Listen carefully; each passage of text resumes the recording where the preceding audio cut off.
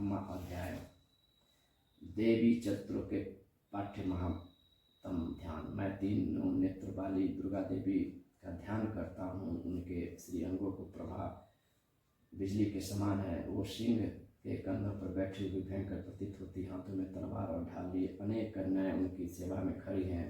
वो अपने हाथों में चक्र, गदा, तलवार, ढाल, बाण, धनुष, पाश और तर्जनी मुद्रा धारण किए हुए हैं। उनका स्वरूप अग्निमय है तथा वो माथे पर चंद्रमा का मुकुट धारण करती है। देवी बोली, देवताओं जो एकाग्रचित होकर प्रतिदिन इन स्तुतियों से मेरा स्तंभन करेंगे, उसकी सारी बाधा मैं निश्चय ही दूर कर दूंगी। जो मधुकैटभ का नाश, महिषासुर का वध तथा शुंभ निशुंभ के संहार के प्रसंग का पाठ करेंगे तथा अष्टमी, चतुर्दशी और नवमी को भी जो एकाग्रचित हो भक्तिपूर्वक मेरे उत्तम महात्मा का श्रवण करेंगे, उन्हें कोई पाप नहीं छू सकेगा। उन पर पाप जनित आपत्तियाँ भी नहीं जाएंगी। उनके घर में कभी दरिद्रता नहीं होगी तथा उनको कभी प्रेमी जनों से बिच्छों का कष्ट भी नहीं भोगना पड़ेगा। इतना ही नहीं, उन्हें शत्रुओं से, लुटेरों से, राजा से, शस्त्र से, अग्नि से तथा जल की राशि से भी कभी भय नहीं होगा। इसलिए सबको एकाग्रचित होकर भक्ति भाव पूर्वक मेरा इस महत्व को सदा पढ़ना और सुनना चाहिए। यह परम कल्याणकारक है। मेरा महात्म महामारी जनित समस्त उपद्रव तथा आध्यात्मिक आदि तीनों प्रकार के उत्पादों को शांत करने वाला है। मेरे जिस मंदिर में प्रतिदिन विधि पूर्वक मेरे इस महात्म का पाठ किया जाता है, उस स्थान को मैं कभी नहीं छोड़ती। वहाँ सदा ही मेरा सानिध्यान बना रहता है। बलिदान, पूजा, होम तथा महोत्सव के अवसरों में मेरे इस चरित्र का पूरा पाठ और श्रवण करना चाहिए। ऐसा करने पर मनुष्य विधि को जानकर या बिना जाने भी मेरे लिए जो बलि, पूजा या होम आदि करेगा, उसे मैं बड़ी प्रसन्नता के साथ ग्रहण करूँगी। शरत काल में जो वार्षिक महापूजा की जाती है, उस अवसर पर जो मेरे इस महात्म को भक्तिपूर्वक सुनेगा, वह मनुष्य मेरे प्रसादों से, सब बाधाओं से मुक्त तथा धन धान्य एवं पुत्र से संपन्न होगा। इसमें तनिक कोई संदेह नहीं है। मेरे इस महात्म, मेरे प्रादुर्भाव की सुंदर कथा तथा युद्ध में किए हुए मेरे पराक्रम सुनने से मनुष्य निर्भय हो जाता है। मेरे महात्म का श्रवण करने वाले पुरुषों के शत्रु नष्ट हो जाते हैं, उन्हें कल्याण की प्राप्ति होती है, उनका कुल आनंदित रहता है। सर्वत्र शांति क्रम में बुरे स्वप्न दिखाई देने पर तथा ग्रह जनित भयंकर पीड़ा उपस्थित होने पर मेरा महात्म श्रवण करना चाहिए। इससे सब विघ्न तथा भयंकर ग्रह पीड़ाएं शांत हो जाती है और मनुष्यों द्वारा देखा हुआ दुस्वप्न शुभ स्वप्न में परिवर्तित हो जाता है। बाल ग्रहों से आक्रांत हुए बालकों के लिए यह महात्म शांतिकारक है तथा मनुष्यों के संगठन में फूट होने पर यह अच्छी प्रकार मित्रता कराने वाला होता है। यह महात्म समस्त दुराचारियों के बल का नाश करने वाला है। इसके पाठ मात्र से राक्षसों, भूतों और पिशाचों का नाश हो जाता है।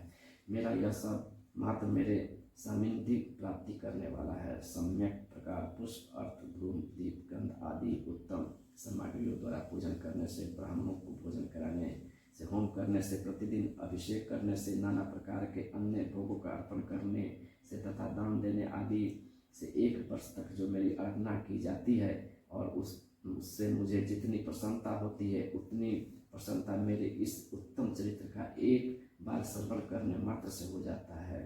यह महात्म श्रवण करने पर पापों को हर लेता है और आरोग्य प्रदान करता है।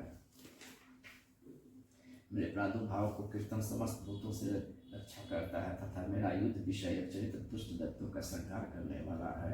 इसके श्रवण करने पर मनुष्य को शत्रु का भय नहीं रहता। देवताओं, तुमने और ब्रह्म ऋषियों ने जो मेरी स्तुति की है तथा ब्रह्मा जी ने जो स्तुतियाँ की है, वो सभी कल्याण में इस पर बुद्धि प्रदान करती है। मन में, सुने भाग में अथवा दावानल में फिर गिर जाने पर, निर्जन स्थानों में लुटेरों के दाम में पड़ जाने पर या शत्रु से पकड़े जाने पर अथवा जंगल में सिंह, व्याघ्र या जंगली हाथियों के पीछा करने पर, कुपित राजा के आदेश से बध या बंधन के स्थान में ले जाने पर अथवा महासागर में नाव पर बैठने के बाद भारी तूफानों से नाव के डगमग होने पर और अत्यंत भयंकर युद्ध में शास्त्र का प्रहार होने पर अथवा वेदनाओं से पीड़ित होने पर, किम बहुना सभी भयानक बाधाओं के उपस्थित होने पर जो मेरे किस चरित्र का स्मरण करता है वह मनुष्य संकट से युक्त हो जाता है। मेरे प्रभाव से सिंह आदि हिंसक जंतु नष्ट हो जाते हैं तथा लुटेरे और शत्रु भी मेरे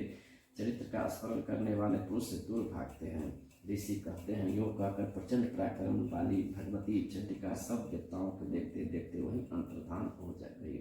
फिर समस्त देवता भी शत्रुओं के मारे जाने से निर्भय हो पहले की भांति यज्ञ भाग का उपयोग करते हुए अपने अपने अधिकार का पालन करने लगे। संसार का विध्वंस करने वाले महाभयंकर अतुल पराक्रमी देव शत्रु शुंभ तथा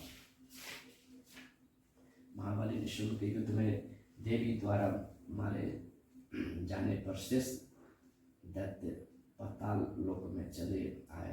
राजन, इस प्रकार भगवती अंबिका देवी नित्य होते हुए भी पुनः पुनः प्रकट होकर जगत की रक्षा करती है। वही इस विश्व को मोहित करती है, वही जगत को जन्म देती है तथा वही प्रार्थना करने पर संतुष्ट हो विज्ञान समिति प्रदान करती है। राजन, महाप्रलय के समय महामारी का स्वरूप धारण करने वाली वो कल्याण महाकाली ही इस समस्त ब्रह्मांड में व्याप्त हैं।